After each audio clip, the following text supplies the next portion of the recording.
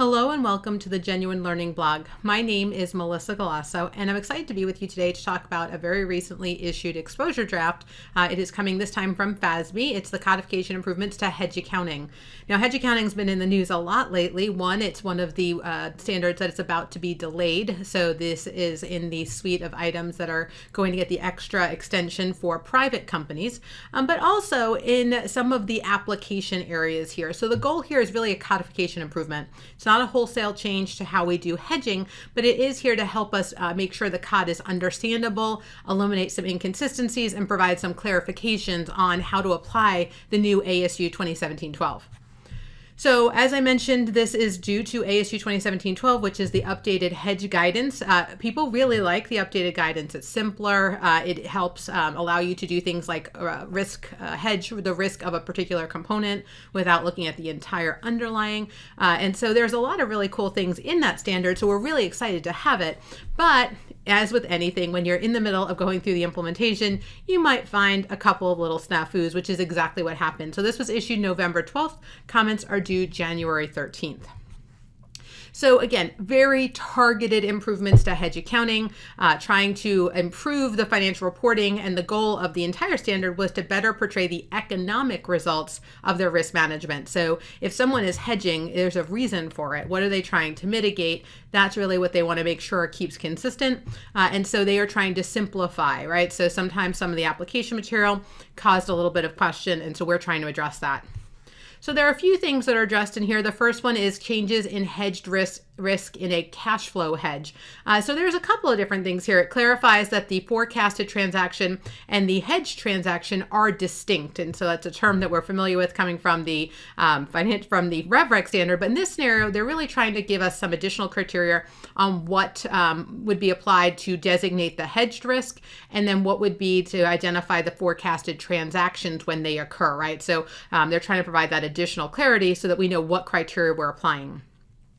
They also are giving additional clarity on how designating a best estimate of the hedge risk interacts with the guidance to A, assess effectiveness, and then B, determine whether the forecasted transaction hedged in a group share the risk exposure for which they are being hedged. So two areas that they're really addressing within that forecasted transaction area.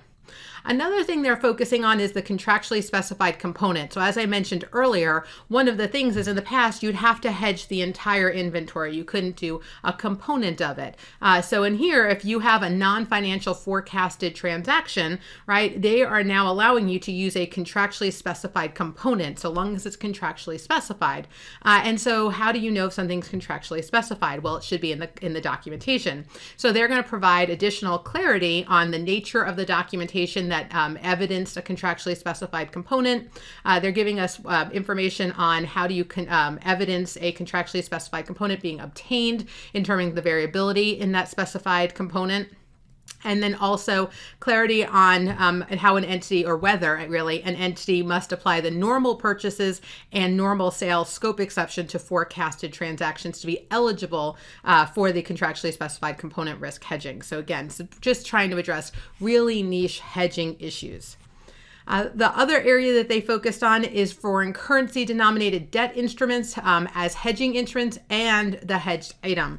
So this is called a dual hedge, and I'm going to read you the definition. So a dual hedge is one in which a foreign currency denominated debt instrument is designated as the hedging instrument in a hedge of a net investment in foreign entity, and the hedged item in a fair value hedge of the interest rate risk designated under the hedging subtopic. So you have the net investment hedge and you have a fair value interest rate hedge, right? So dual hedge. Well, when you have that, there's a mismatch related to that. So this is going to eliminate the recognition and presentation guidance related to the dual hedge. Again, you have two different sets of accounting telling you to do two different things, same item.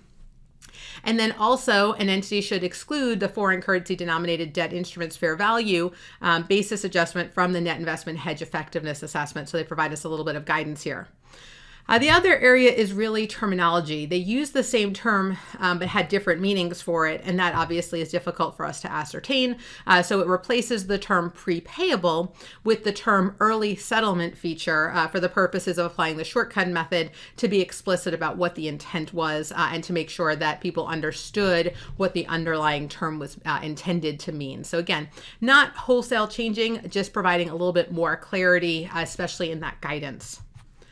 All right, so if you have an interest in hedging, you do a lot of hedges or your clients do a lot of hedges, this is a good opportunity. Again, you have until January, so you can take a little bit of time and think about it, but this would be a great opportunity to provide FASB with feedback about a standard that impacts lots of different types of entities.